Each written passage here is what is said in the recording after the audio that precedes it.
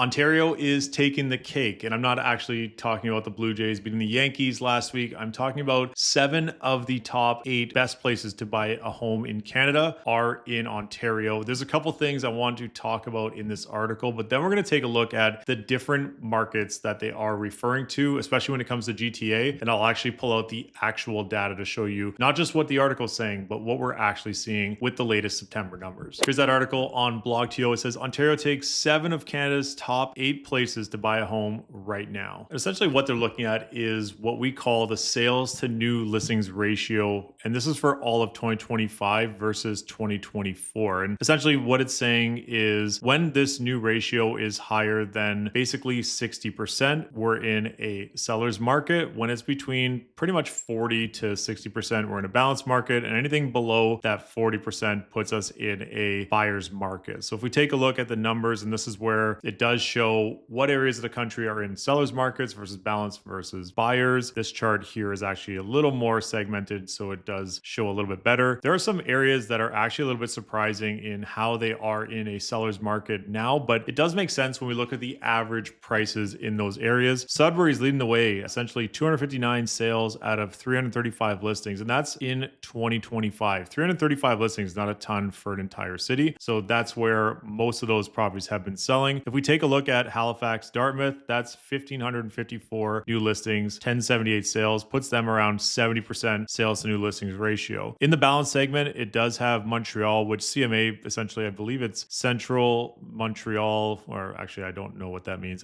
My guess is like a GTA Greater Toronto Area. Drop a comment down below to correct me on that, please. Essentially, 5,581 new listings, 3,330 sales, around 60% sales to new listings. Hamilton-Burlington at 47.3%, Greater Vancouver at 46.4%, and the Greater Toronto Area is buyer territory at 37.1%. 14,000 new listings in the Greater Toronto Area, 5,211 sales, 37.1%. Let's take a look at the Toronto Regional Real Estate Board Market Watch, and that's where they're getting this data for the Greater Toronto Area. You can easily find this if you just type in TRREB Market Watch, and it'll come up for the new month. And this comes out every single month, and this is where all the data is pulled from. Here's what that article looks like, and there's tons of data in here, tons of numbers, but we're going to go down and take a look at all home types September 2025. And this is where for September, it will give the sales to new listings ratio trend. And this is the number that they're actually looking at. When we talk about Greater Toronto Area, it factors in all TREB areas. It's a huge region, and the city of Toronto will definitely perform different than these areas. If we take a look at Burlington as a whole, you're at 43.1%, Brampton as a whole at 29.5%, and Toronto as a whole, the city of Toronto at 34.8%, and all the different regions, west, central, and east, performing differently. And it does also factor in how these areas play a different factor, because this is all home types. So let's take a look. If we go down and take a look at, for example, the detached market, here we go. So here's the detached market. We do have to do some kind of manual calculations here, but I think we can figure this out quite nicely. Essentially, detached market, city of Toronto, there was 2,377 new listings, 675 sales. So essentially,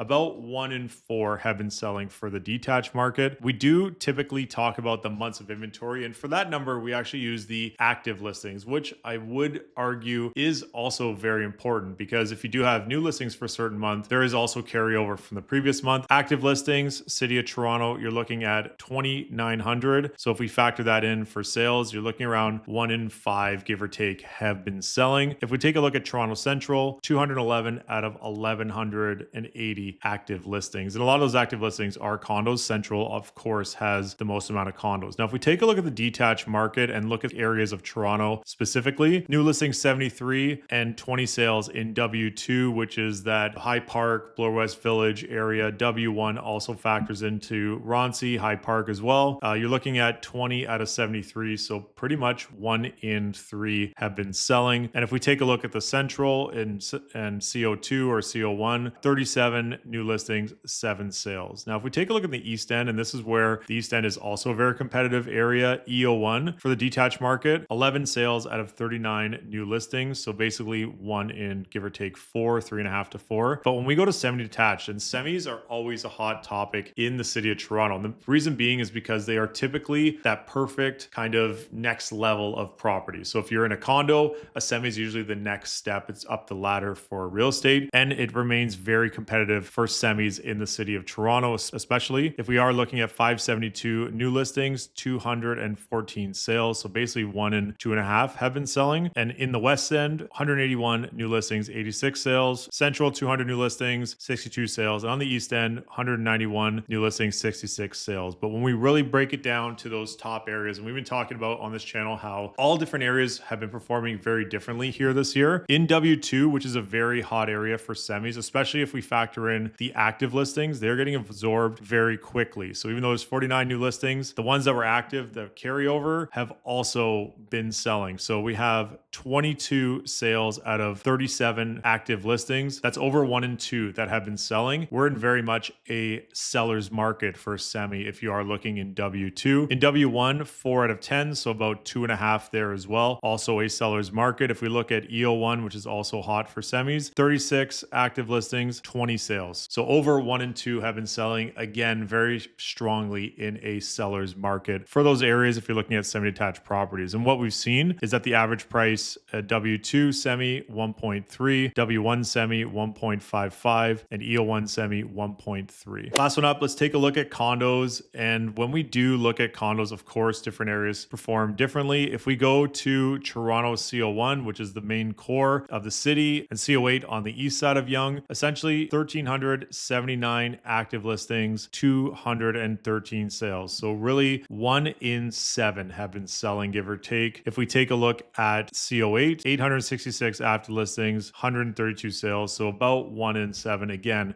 have been selling. If we're just looking at the sales to new listings ratio, 838 new listings, 213 sales, and that's specifically for the month of September. And in CO8, 459 new listings, 132 sales. Let's pull up this semi-detached chart again, because I do feel it's important to mention that when we are looking at active listings divided by sales, that months of inventory, when we are in a seller's market in some of the best pockets of the city of Toronto, generally what we see is that the average sale price to list price over 100%, which means that properties are selling above asking. For those 22 sales in the month of September for W2, they were selling at 107% of their list price, which tells me that there is still demand in that area for that property type. If we're taking a look at some other areas, we are seeing 110% here in Toronto CO4, which is a very competitive area also for semi-detached properties. And if we look at the detached market in some of those areas, what we'll see is probably a pretty similar story. So looking at 108% W2,